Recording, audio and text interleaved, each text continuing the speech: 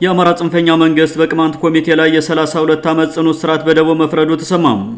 የዛሬ 5 ዓመት ገደማ በሁለት የክስ መዝገቦች የተመሰረተው የግፍ ክስ ያላንዳቸው ወንጀል ማሳያ ምስክርና ማስረጃም በቅማንት ኮሚቴ አመራሮችና አባላት ላይ እስከ 32 ዓመት የሚደርስ የደቡብ እስራት ፍርድ ማስተላለፉ ተሰምቷል።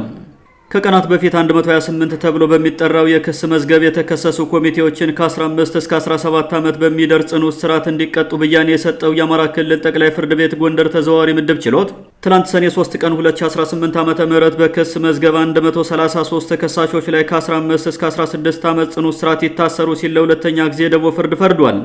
በእነዚህ ሁለት የክስ መዝገቦች የተከሰሱ የቅማንት ጥያቄ አስተባባሪ ኮሚቴ አባላትና አመራሮች በድምሩ ከ30 እስከ 32 ዓመት በሆነ እስራት ኮሚቴውን ለመቅጣት ብያኔ ተላልፏል። በዚህ የግፍ ብያኔ መሰረት የቅማንት ጥያቄ አስተባባሪ ኮሚቴ ሰብሳቢ የሆኑት አቶ ፍቃዱ ማሞ የ32 ዓመት እስራት ሲፈረድባቸው፣ ምክትል ሊቀመንበሩ አቶ ከፋለ ማሞ ደግሞ የ30 ዓመት እስራት ተፈርዶባቸዋል። የቅማንትን ሕዝብ ከ2007 ዓ.ም ጀምሮ እስከ ዛሬ ድረስ እየጨፈጨፉ ያሉት የአማራ ጽንፈኛ ባለስልጣናት ራሳቸው ከሳሽ ራሳቸው መስካሪና ዳኛ ሆነው ያላንዳች ተጨባጭ ወንጀል ይህን የመሰለ የደቡብ ፍርድ በቅማንት ኮሚቴ ላይ ማስተላለፋቸው በቅማንት ሕዝብ ላይ የሚያካሂዱትን ዘር የማጥፋት ጥቃት በግላጭ ያስረዳል ተብሏል። በቅማንት ሕዝብ ላይ በፈጸሙት ወንጀል እንዳይጠየቁ ቀድመው ከሳሹን የቅማንት ኮሚቴ በመክሰስ ላለፉት 5 ዓመታት በተንዛዛ የፍርድ ሂደት እስር ቤት አስቀምጠው ሲያሰቃዩ የቆዩት የአማራ ጽንፈኛ ልሂቃን በሀገሪቱ የተፈጠረውን የስርዓት መፍረስ ተጠቅመው ይህን የመሰለ የደቡብ ፍርድ ማስተላለፋቸውን የቅማንት መብት ተሟጋቾች ገልጸዋል። የአማራ ጽንፈኛ ልሂቃን የያዙትን አምባገነናዊ ስልጣን ተጠቅመው የቅማንትን ህገ መንግስታዊ መብት ለመድፈቅ በቅማንት ጥያቄ አስተባባሪ ኮሚቴ ላይ የግፍ እስራት ቢፈርዱም የህዝቡን ትግል ማንኮላሸት አይችሉም የሚሉ ወገኖች በበኩላቸው የደቡብ ፍርዱ ትግላችን የበለጠ ያጠናክረዋል ብለዋል። የቅማንት ህዝብ ጥያቄውን ከጀመረበት ዕለት ጀምሮ የበለጠ እየተጠናከረ ያለበት ሁኔታ ላይ የደረሰው የአማራ ጽንፈኛ ልሂቃን በየጊዜው በፈጸሙበት የእብሪት ጥቃትና ሴራ ነው የሚሉ የቅማንት መብት ተሟጋቾች ሁሉም የቅማንት ተወላጅ በመከባበር ትግሉን ወደ በለጠ ደረጃ ማሳደግ ይጠበቅበታል ሲሉ መክረዋል። የቅማንት ትግል መስኮች ከኮሚቴነት አልፎ በርካታ ተቋማት የሚመሩትና ስነ ምህዳሩን ያሰፋ በመሆኑም የቅማንትን ኮሚቴ ጠራርጎ ለብዙ አስርት ዓመታት በማሰር የሚዳፈን ጥያቄ የለም፣ ይልቁንም የበለጠ ያጠናክረናል ሲሉ በርካቶች አስተያየታቸውን ሰጥተዋል። የታሰሩት ኮሚቴዎቻችን እንጂ የቅማንት ህዝብ አይደለም የሚሉ ወገኖች በበኩላቸው የቅማንት ጥያቄ ባለቤት የሆነው ህዝቡ ኮሚቴውን ማስቀጠል ግድ ከሆነ ኮሚቴውን የበለጠ አጠናክሮ ትግሉን ዳር ያደርሰዋል፣ ሌሎችን የትግል አማራጮችም እንዳስፈላጊነታቸው ይጠቀምባቸዋል ብለዋል። በሌላ በኩል አገሪቱን እየመራ ያለ ብልጽግና ስርዓት መንጋውንና ጽንፈኛውን ለማስደሰት የሚያደርገውን የቅማንት ጥያቄ አፈናቁሞም በግፍ የተፈረደባቸውን የኮሚቴ አመራሮችና አባላት ከማጎሪያ እንዲለቅና የህዝቡን ጥያቄ በህገ መንግስቱ መሰረት ከሚመለከታቸው አካላት ጋር ቁጭ ብሎ በመምከር እንዲፈታ ጠይቀዋል።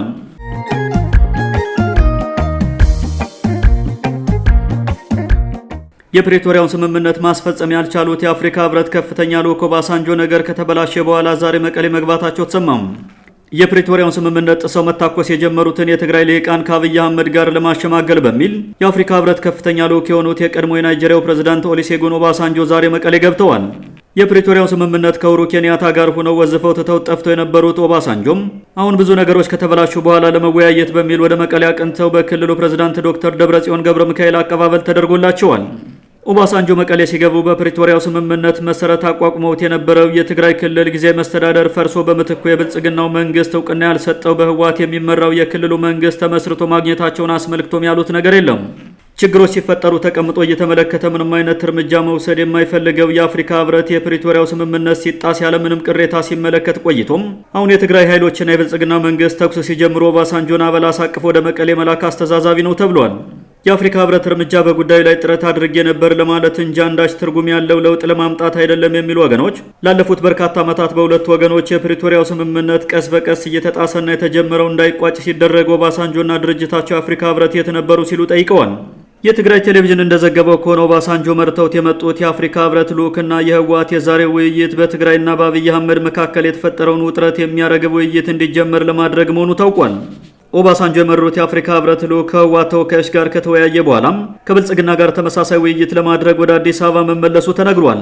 በትግራይ በኩል የትግራይን ዘር የማጥፋት ጦርነት ያስቆመውን የፕሪቶሪያውን ስምምነት ለማፈራረም ትልቅ ሚና የነበራቸው ኦባሳንጆ እንዴት ውሉ እንዳይፈጸም ሳያደርጉት ቀሩ የሚል ትችት ተነስቶባቸዋል። የአብይ አህመድ የሚስጥር ወዳጅ ናቸው በሚል የሚታሙት ኦባሳንጆ ዛሬም ቢሆን የብልጽግና መንግስት ጋብዞ ሳያመጣቸው አልቀረም የሚሉ አንዳንድ ወገኖች ይህን የሚባል ለውጥ ለማምጣት ሳይሆን ከጦርነቱ በፊት ጥረት አድርገናል ለማለት ያክል የተወሰደ እርምጃ ነው ሲሉ አጣጥለውታል። ኦባሳንጆ ለ2 ዓመታት የዘለቀውና በፕሪቶሪያው ስምምነት የቆመው የትግራይ አውዳሚ ጦርነት እንደተጀመረ መቀሌ ላይ ተገኝተው ከዶክተር ደብረጽዮን ገብረ ሚካኤል ጋር ውይይት አድርገው የነበረ መሆኑም አይዘነጋም።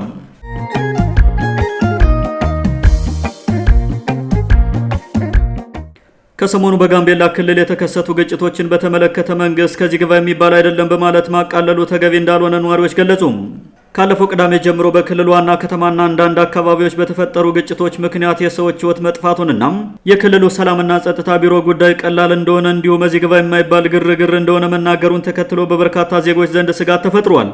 ከወራት በፊት የክልሉ የጸጥታ አባላት በጎሳ ጎራ ለይተው እርስ በርስ ትርምስና ተኩስ ከከፈቱ በኋላ አብዛኛው የክልሉ የጸጥታ መዋቅር ተጠርንፎ ወደ ታድሶ ስልጠና ገብቶ የነበር ሲሆን ላለፉት 2 እና 3 ወራትም ክልሉ አንጻራዊ ሰላም ሰፍኖበት እንደነበር ይታወሳል። ለጋምቤላ ክልል የጸጥታ መደፍረስ ቀዳሚ መንስኤ የሚሆኑት የክልሉ መደበኛ የመንግስት ታጣቂዎች ሲሆኑም ባለፈው ሰኞ ሰኔ 1 ቀን 2018 ዓ.ም ደግሞ አንድ የፌዴራል ፖሊስ አባል ተኩስ ከፍቶ በከተማው የተወሰነ አለመረጋጋት ተፈጥሮ እንደነበረ የክልሉ ሰላምና ጸጥታ ቢሮ ማስታወቁ አይዘነጋም። በተመሳሳይ ከቀናት በኋላ በጋምቤላ ከተማ ከሚገኝ እስር ቤት አንድ ተጠርጣሪ ለማምለጥ ሞክሮ እሱን ለመያዝ በተደረገ የተኩስ ልውውጥ ህዝብ ውስጥ አለመረጋጋት ተፈጥሮ እንደነበርና የክልላችን ሰላም የማይፈልጉ ኃይሎች የተዛባ መረጃ በማሰራጨት ስማችን እያጠለሹ ነው የሚል የመከላከል መግለጫ በክልሉ መንግስት በኩል መውጣቱ ይታወሳል። አሁን ላይ የክልሉ መንግስት ከሚያወጣቸው የማስተባበያ መግለጫዎች በተቃርኖ የተለያዩ መረጃዎች እየወጡ ሲሆን በበርካታ የክልሉ አካባቢዎች የህገወጥ ታጣቂዎች እንቅስቃሴና የጸጥታ ስጋት እንዳለም ተመላክቷል። በጊዜያዊነት ተረጋግቶ የነበረው የክልሉ ሰላም በአንዳንድ አካባቢዎች የግጭት ምልክቶችን ማሳየቱ ስጋት የፈጠረባቸው የክልሉ ልሂቃን በበኩላቸው አንዳንድ የመንግስት ባለስልጣናት በአካባቢው የሚፈጠሩ የጎሳ ግጭቶችን በመደገፍና ችግሮች ዘላቂ መፍትሄ እንዳያገኙ በማድረግ እንዲሁም በህዝቦች መካከል ለረጅም ጊዜ የሚዘልቅ ቁርሾ በመፍጠር ስልጣናቸውን ለማደላደል ሲጥሩ መመልከት የተለመደ መሆኑን ተናግረዋል። በክልሉ በተደጋጋሚ ለሚፈጠሩ የጎሳ ግጭቶች አካባቢው ባለስልጣናት ኃላፊነት መውሰድ አለባቸው የሚሉት ልሂቃኑም ህዝቡ የሚያነሳቸው የመልካም አስተዳደር ጥያቄዎች እየተሸፋፈኑ በመዝለቃቸው ምክንያት በክልሉ እገታዎች፣ ዝርፊያዎችና ዘር ተኮር ጥቃቶች እንዲበራከቱ አድርጓል ሲሉ ይከሳሉ። የክልሉ ብልጽግና የጸጥታ ኃይሉን ትጥቅ እንዲያስፈታና ወደ ታድሶ ስልጠና እንዲያስገባ ያስገደደው ትልቁ መንስኤ በመንግስት መዋቅር ውስጥ የተፈጠረው አለመተማመንና ጎሰኝነት ነው የሚሉ አስተያየት ሰጪዎች አሁንም ችግሩ በጊዜ መፍትሄ ተሸፋፍኖ ስላለፈ ድጋሚ ለማገርሸት ምልክቶች መታየት ጀምረዋል ሲሉ ተናግረዋል። አንዳንድ የመረጃ ምንጮች እንደሚያሳዩት ከሆነ ደግሞ ባለፈው ቅዳሜና እሁድ በክልሉ ኢታንግና ቦል ወረዳዎች እንዲሁም አንድ ተሽከርካሪ ላይ ታጣቂዎች በከፈቱት ጥቃት ከ5 በላይ ንጹሃን ዜጎች ሳይገደሉ እንዳልቀረ ተናግረዋል። ባለፉት ጥቂት ወራት ክልሉ እንዳጠቃላይ ሲታይ አንጻራዊ ሰላም ሰፍኖበት ነበር ቢባልም በታጣቂዎች የሚፈጸሙ ተናጠላዊ ጥቃቶች፣ እገታዎችና ዝርፊያዎች እንዲሁም የመንግስት መደበኛ ታጣቂዎች የሚከፍቱት ያልተጠበቀ የተኩስ ልውውጥ ሙሉ በሙሉ መቆም እንዳልቻለ ታውቋል።